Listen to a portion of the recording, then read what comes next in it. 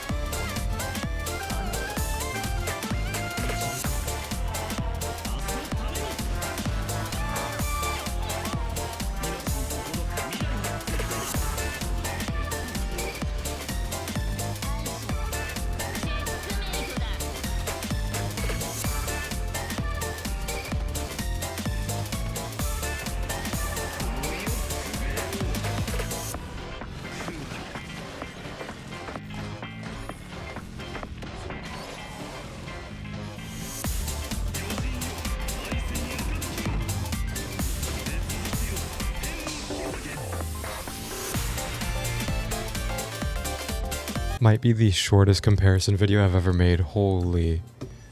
Like, even at E0, it was completely fine. I mean, this is just overkill. Like, halfway through, I was like, man, should I do something harder, like Pure Fiction or something? But, like, I don't know. I feel like MOC is the best place to show off damage at a reasonable level. Pure Fiction, you get so many buffs. But yes, E6 Cerydra is very powerful. I think, notably, her E1 is obviously very good, especially for Phainon, giving him an extra point. And the setup I was doing, it didn't matter. He didn't need it. But, you know, having it, if you don't have the same characters as me or the same capabilities, because I get a lot of skill points from my Sunday having his Light Cone and his Eidolons. You know, everyone's different in what they need. So I think this actually helps quite a bit. It's nice quality of life. Do you need this though? Absolutely not. I think she's perfectly fine at E0. You saw the performance. It did well. You know, I know these are E2. I can't change that, but you know, you don't have to zero cycle, and I feel like this probably still could zero cycle at E0, but I have no way of proving that, unfortunately, so I'm sorry.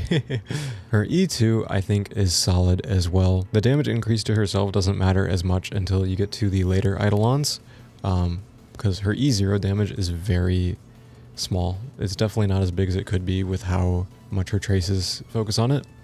But the character with military merit doing 40% more is huge. 3 and 5 being talent level up, you never really want to stop on these. But this is very pretty. I love the colors on this Eidolon. Probably my favorite in the game, honestly. 4 giving her an ultimate damage multiplier, cool. I mean, it actually did solid damage. You will notice it, but is it worth like investing the money to get this Eidolon? No, not at all. But on your way to E6, it is a nice little bump up. You know, it did quite a bit of damage. And then obviously the talking point is her E6 with a 20% all-type res pen for the person that she's buffing, another 20% for herself, and increasing the additional damage she does by 300%. That little bit of damage she's doing all of a sudden becomes a lot of damage, and it's on a bunch of hits. More noticeable with Anoxa and characters that hit more. I'm going to have a video coming out soon showing her with a bunch of different DPS, you know, not just the ones that she shills, to kind of show that if you have E6, she can be more versatile.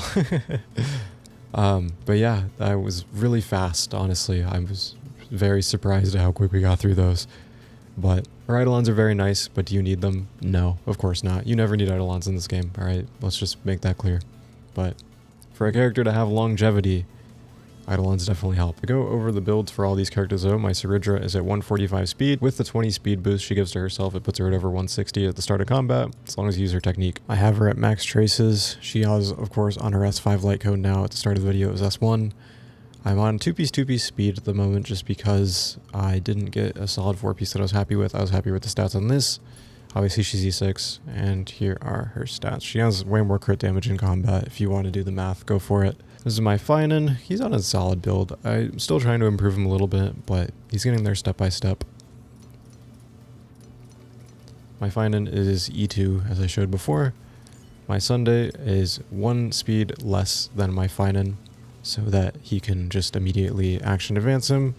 It's a very solid setup when you're running Sunday with really any DPS, if you're not going like a hyperspeed kind of situation. And he is E2. And then my RMC is on my spare Hyacinth light cone. I actually have 6 of these.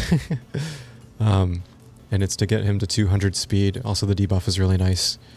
And he is also on 2-piece speed with the healing set because it helps in a caster setup and it also gives him speed. And he's E6. Overall, though, I hope that this was entertaining. I will have another video coming very soon of E6 Cerydra in this team against every endgame mode, just to show her off a bit more, because, I mean, obviously, things went very quickly in this video. But, you know, let me know if you pulled for Cerydra. I personally love her. Very happy to have her. Looking forward to seeing what she can do with other characters as well. But, all that being said, I hope you guys enjoyed, and I will see you in the next one. Take care.